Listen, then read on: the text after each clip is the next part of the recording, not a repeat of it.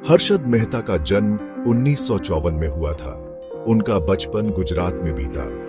वह एक होशियार छात्र थे। मेहता ने कॉमर्स में डिग्री हासिल की। वह मुंबई चले गए। उन्होंने न्यू इंडिया एश्योरेंस कंपनी में काम किया। मेहता शेयर बाजार की ओर आकर्षित हुए। वह फाइनेंस की दुनिया से मोहित हो गए थे। उन्होंने पैसा कमाने का एक मौका देखा। उन्होंने 1980 के दशक में व्यापार शुरू किया। वह एक चतुर निवेशक के रूप में ख्याति प्राप्त कर ली। मेहता का उदय अभी शुरू ही हुआ था। हर्षद मेहता की ट्रेडिंग स्ट्रेटेजी अपरंपरागत थी। वह मोमेंटम इन्वेस्टिंग में विश्वास रखते थे। उन्होंने उन शेयरों की पहचान की जो बढ़ रहे थे। उन्होंने उनमें जमकर निवेश किया। इससे उनके ऊपर की ओर बढ़ने में तेजी आई। उन्होंने इस रणनीति का उपयोग करके भारी मुनाफा कमाया। मेहता की सफलता ने बड़ी संख्या में लोगों को आकर्षित किया। निवेशक उनके जादुई स्पर्श की ओर खींचे चले आए। यही अंततः उनके पतन का कारण बनेगा। 1992 का साल एक महत्वपूर्ण मोड़ था। भारतीय शेयर बाजार अपने चरम पर था। हर्षद मेहता अपनी शक्ति के शिखर पर थे, लेकिन सतह के नीचे एक तूफान पक रहा था। मेहता का साम्राज्य कमजोर नींव पर बनाया गया था। मेहता की विस्तृत योजना में बैंक रसीदें शामिल थीं। इन रसीदों को ऋण के लिए संपार्श्विक के रूप में इस्तेमाल किया जाता था। उन्होंने शेयर की कीमतों में हेरफेर करने के लिए इन कर्जों का इस्तेमाल किया।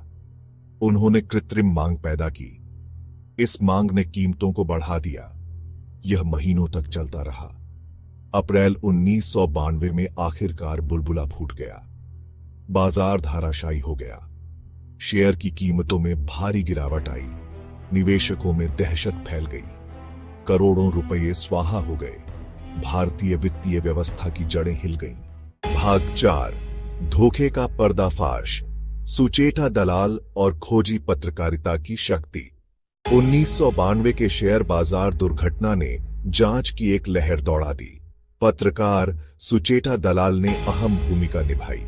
वह द टाइम्स ऑफ इंडिया के लिए काम कर रही थी। वह मेहता की गतिविधियों की जांच कर रही थी। उन्होंने कई लेख प्रकाशित किए। इन लेखों ने उनकी धोखाधड़ी की प्रथाओं का पर्दाफाश किया।